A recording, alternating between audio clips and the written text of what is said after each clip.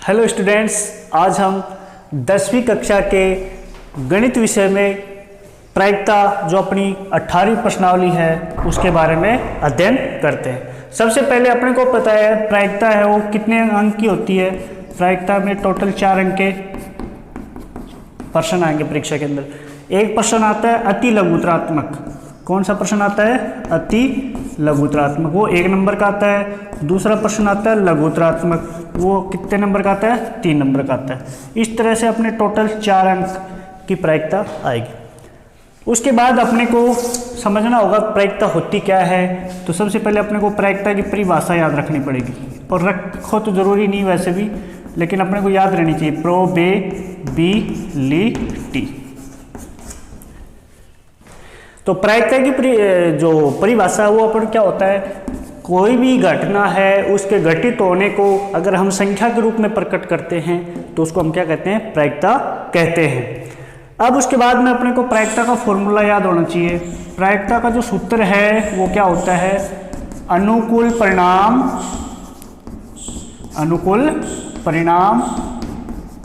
और नीचे क्या आता है? कुल परिणाम।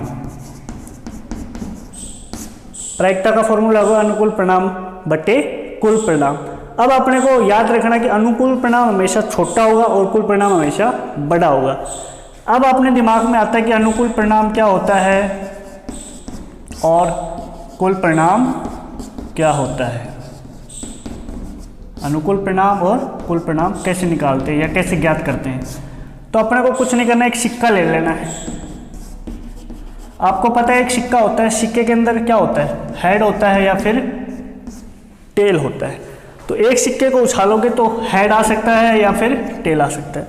तो यहाँ हेड और टेल के अलावा कुछ नहीं आ सकता। तो कुल परिणाम कितना हो जाएगा? 2, यानी हेड या टेल। अब उसके बाद में आपसे कहे कि अनुकूल परिणाम, यदि मेरे को कोई कहेगी मेरे को तो हेड ही आना चाहिए। हेड का मतलब क्या होता है? चित्त आने की पूछ ले तो चित्त कितनी बार आ रहा है? 1 बार आ रहा है। अगर आपसे पूछे कि पट कितनी बार आ रहा है तो वो भी 1 बार आ रहा है। तो अनुकूल परिणाम 1-1 हो जाएगा और कुल परिणाम 2 हो जाएंगे। ठीक है। उसके बाद में अपने को कुछ प्रायिकता के मान याद रखने पड़ते हैं परीक्षा में। ये पहला नंबर हो गया प्रायिकता अनुकूल परिणाम बटे कुल परिणाम। उसके बाद नंबर 2 आता है प्रायिकता का मान। प्रायिकता का मान कि मान पूछते हैं प्रायिकता की वैल्यू क्या होती है। तो अपने को पता है प्रायिकता P है। P प्रायिकता को हम P से लिखते हैं और A का मतलब कोई घटना है। तो घटना A की होने की प्रायिकता को क्या लिखेंगे? PA। तो उसका मान 0 से क्या होगा? बड़ा, और 1 से क्या होगा? छोटा। और ये 0 के बराबर भी हो सकता है और 1 भी हो सकता है। इसका मतलब प्रायिकता का जो न्यूनतम मान है वो क्या हो सकता है?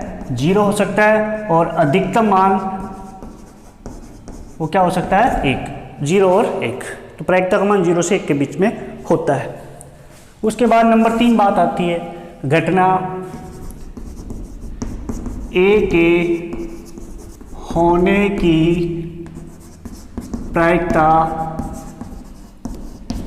PA है तब A के घटित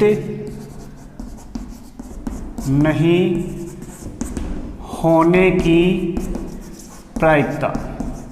घटित नहीं होने की प्रायिकता। तो नहीं होने के लिए अपने को क्या लिखना पड़ेगा? PA है। इसके ऊपर अपने को ऐसे बार बोल सकते हैं, इसको नोट बोल सकते हैं, PA नोट। उसका मान कैसे निकालेंगे? 1 में से हम जो PA का मान है उसको घटा देंगे। तो आपको ये फॉर्मूला याद रखना पड़ता है। ठीक है।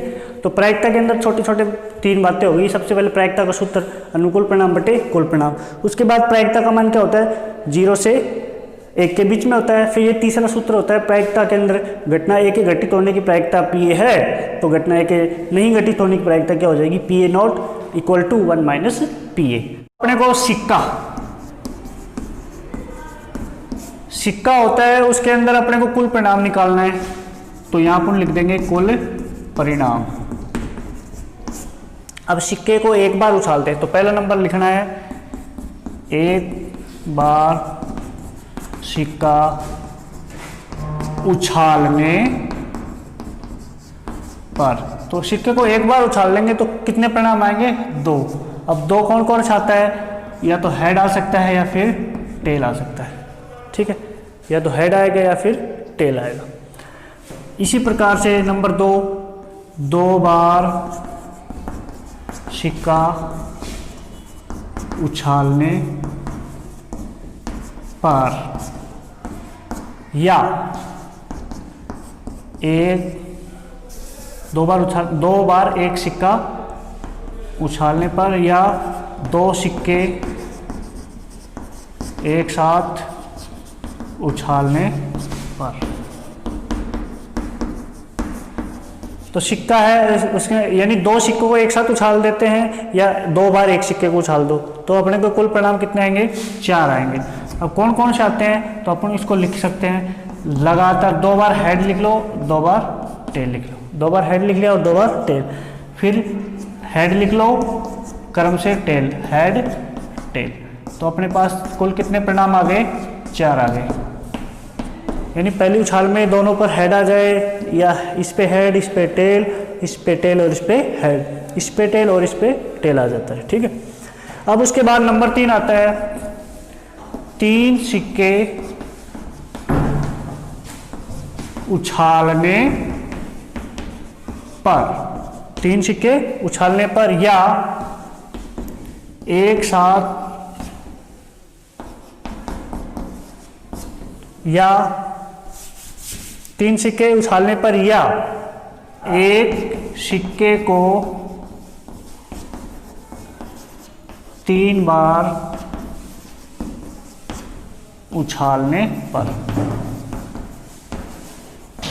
यानी अपने को क्या समझना है? 3 सिक्के एक साथ उछालने पर या एक सिक्के को 3 बार उछालने पर। कुल परिणाम कितने आएंगे?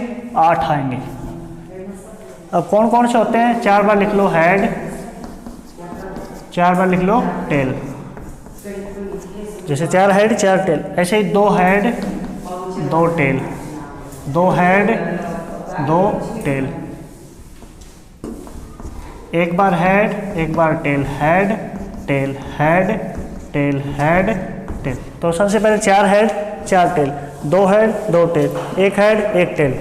इस तरह से अपने को कुल 8 परिणाम प्राप्त हो जाएंगे। ओके, इसके बाद हम पासे के क्वेश्चन करते हैं। पासा, पासा का मतलब इंग्लिश में इसको डाइस बोलते हैं। पासे के अंदर भी अपने को कुल परिणाम निकालना है। तो सबसे पहले लिखेंगे 1 बार पासा उछालने पर, 1 बार पासा उछालने पर। तो यहाँ ऊपर लिख लेना है कुल परिणाम। तो कितने आएंगे? 6। तो आपको पता है पासे पर 6 अंक होते हैं।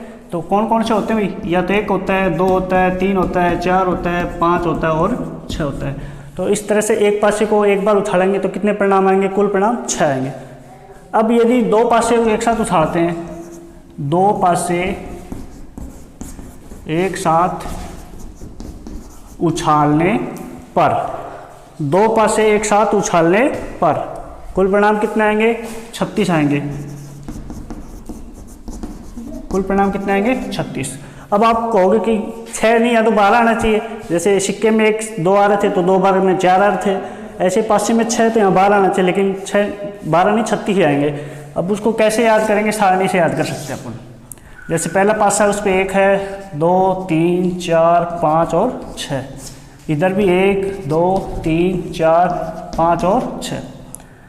अब पहला पासा और दूसरे पासे दोनों पर 1 1 आ जाए, 1 और 2, 1 और 3, 1 और 4, 1 और 5, 1 और 6।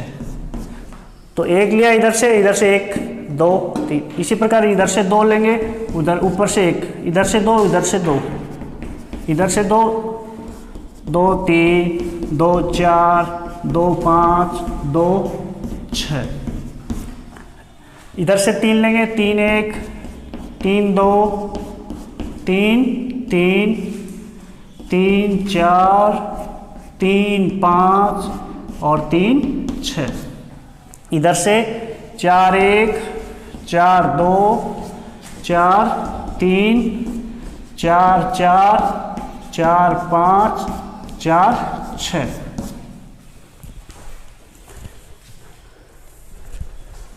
उसके बाद 5 1 5 2 5 3, तो 5 4 5 5 और 5 और 6। इसी प्रकार लास्ट 6 1 6 2 6 3 6 4 6 5 6 6। इस तरह से आप गिन सकते हो 1 2 3 4 5 6, 6 इसमें 6 इसमें 6 इसमें 6 इसमें 6 इसमें 6 इसमें, टोटल 36 हो गए। तो अपने को सिक्का और पासा दोनों में अपन को कुल परिणाम याद रखने हैं। सिक्के और पासे के समझ में आ गए होंगे। इसके बाद अपने लीप वर्ष एलिप वर्ष वो अगले टॉपिक में या फिर अगली क्लास में पढ़ लेंगे। Okay, thank you.